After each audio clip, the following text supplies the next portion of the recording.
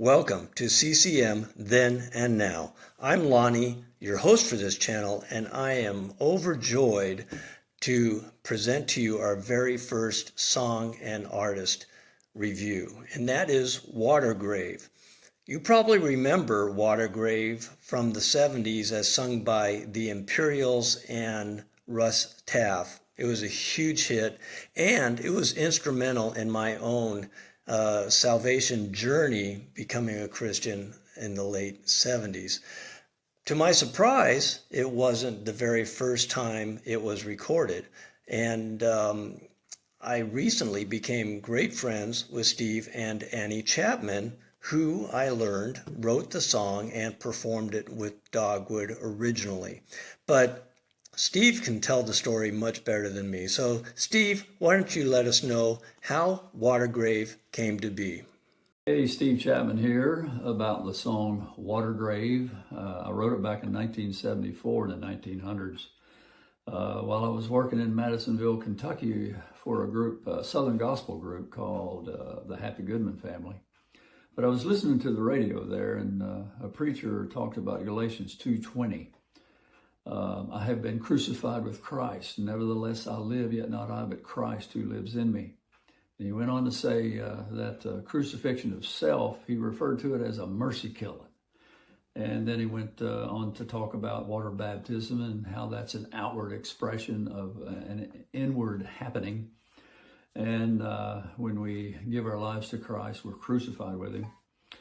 But I got to thinking, could I use mercy killing in a lyric? And so I picked up Abraham. This is Abraham. It's a 1950 J50 Gibson that my mother gave me. And me and Abe started working on this idea for a song about water and a water grave, baptism. And you'll note that this version, you may have heard boisterous versions of it, with kind of a raucous, sometimes rock and roll. But the original rendering of it was sort of folkish. But this is what we came up with.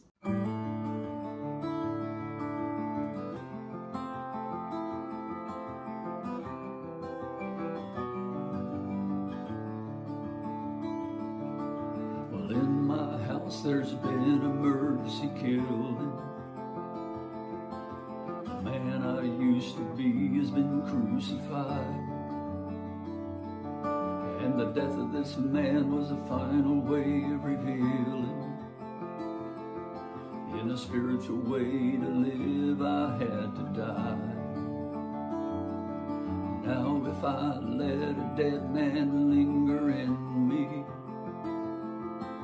I might get a little idle in my ways. So I'm going down to the celebration river. Gonna take this dead man down to his water grave.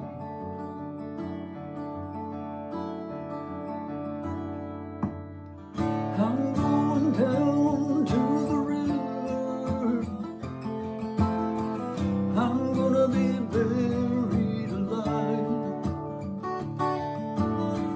I wanna show my heavenly Father the man I used to be has finally died. So it goes on with another chorus, and back then I was a young songwriter. I didn't know anything about writing a bridge, that little departure about halfway or three-quarters of the way through a song. But I felt like there was something else that needed to be said, so I came up with this. And now when I think of where I'm going, in terms of where I've been, it makes me glad to know, my Lord, that I've been born again. I'm going down, and then the song presses on, Watergrave. Had no idea that someday I would record it with a group called Dogwood that my friend Ron Elder and my wife Annie were the original configuration.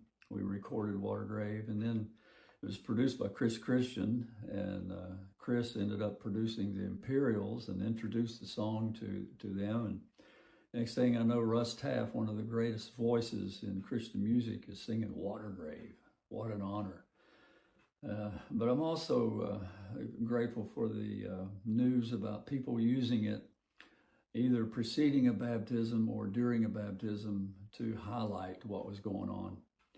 So I'm grateful that I got to hold the pen on Water Grave.